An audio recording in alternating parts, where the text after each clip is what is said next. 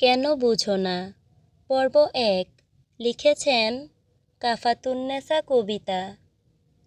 Obsession অনেক প্রকারের হয়, কিন্তু আনহেলদি অবসেশন একজন সুস্থ মানুষকে সাইকোতে পরিণত করে, একজন সুস্থ মানুষকে পাগলপ্রেমীতে পরিণত করে, যেমনটা হয়েছিল কিংসুকের সাথে।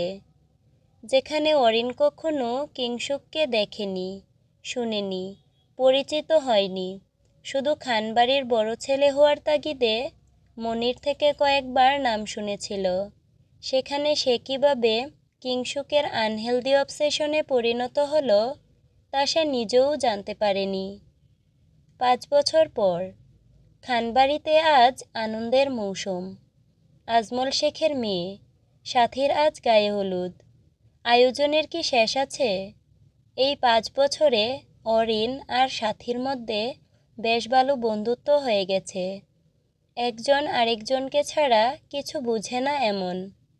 সাথী যেমন চুপচাপ, একটু মুডি, অরিন ঠিক তার উল্টো, একদম পটাকা। এক জায়গায় টিকে থাকা তার পক্ষে মুশকিল। আজ অবধি খানবাড়িতে যতগুলো নালিশ এসেছে সব অরিনের কৃপাতেই এসেছে, কিন্তু তাকে কেউ কিছু বলার সাহস পায় না, কারণ আতিয়া বেগম অরিনকে নিজের মেয়ের মতো বড় করেছে। আতিয়া বেগমের কোনো সন্তান না থাকায় সে অরিনকে একদম নিজের মনের মতো করে বড় করেছে। আর অরিনও হয়েছে মণিভক্ত। সাথী: পাপা, কিংসুক ভাই আমার বিয়েতে আসবে তো, নাকি এবারও তার দেখা পাওয়া যাবে না? মেয়ের কথা শুনে আজমল শেখ একটু দীর্ঘ নিঃশ্বাস ফেললেন। যেদিন থেকে অরিন এ বাড়িতে এসেছে সেদিন থেকে তো কিংসুকের ছায়াও এ বাড়িতে দেখা যায়নি।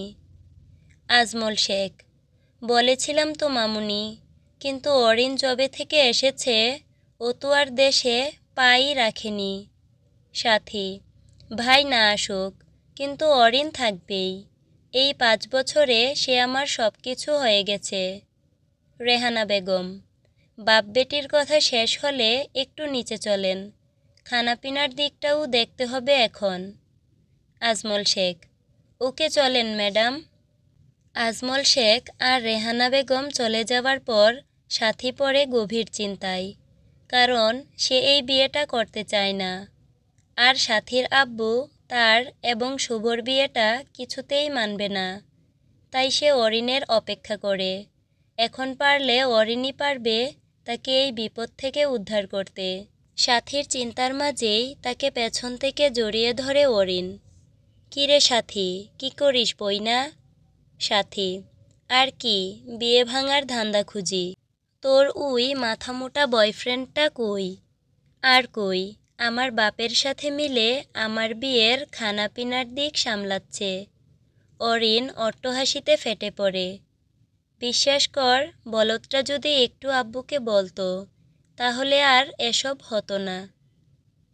আরিফ: কিরে শুভ, নিজের না হওয়া বউয়ের বিয়েতে কাজ করতে কেমন লাগে? শুভ: ভাই, আমি হারপিক খাবো যদি সাথীর বিয়েটা হয়ে যায়। আরিফ: তো জানা, তোর মামার সাথে কথা বল। শুভ: বলতে গিয়েছিলাম, গেলেই বিভিন্ন মাছের লিস্ট ধরিয়ে দেয়। শালার জীবন আমার। পিছন থেকে পুষ্প অর্থাৎ শুভর বোন এসে খুব সিম্পেতি দেখায়।